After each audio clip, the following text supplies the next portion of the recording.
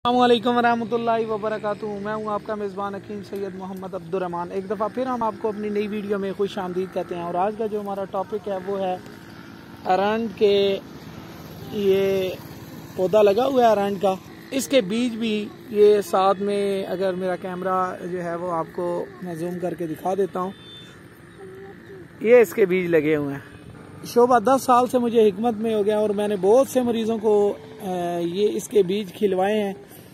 ये होता है एक किस्म का जहर ही है, लेकिन मेरा तजर्बा है कि जिन मस्तूरात के यहाँ औलाद बहुत ज़्यादा, और वो ये कहती हूँ अल्लाह उनको औलाद दे जिनके यहाँ औलाद नहीं है, उसके लिए इसके पत्ते मैंने आपको ये दिखा भी दिए हैं।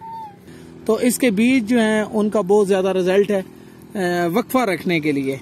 तो ये बीज जो हैं ये मैंने आपको दिखा दिए हैं। ये बीज आपने इस तरह करना है कि बीज निकाल लेना है। जिन मस्तूरात को पीरियड्स हो जाए, गुस्ल के बाद उसने एक दाना जो है ये सालम जो है ये निकल लेना है। ये एक दाना है, ये इसके मैंने कुछ बीज निकाले भी हैं। ये एक बीज का दाना जो है वो खा ले, उसके बाद यानी कि हैज के बाद जब गुस्ल कर ले एक दाना खा ले तो 1 साल तक जो है उसके यहाँ मतलब उम्मीद नहीं लगेगी। ये वक्फे वाली जो मस्तूरात वक्फा वगैरह रखती हैं उनके लिए है। ये अरंड के बीज हैं, एक दाना खाने से 1 साल तक जो है वो उनके यहाँ औलाद नहीं होगी। वक्फा रखने वाली ख्वातीन जो हैं वो इस्तेमाल करें, दूसरी ख्वातीन जो हैं वो इससे परहेज़ करें। बाकी मज़ीद अच्छी इस वीडियो के लिए आप हमारे YouTube चैनल हकीम मोहम्मद अब्दुर्रहमान को सब्सक्राइब करें। तब तक के लिए हमें इजाज़त दें। आपका मेज़बान हकीम सैयद मोहम्मद अब्दुर्रहमान।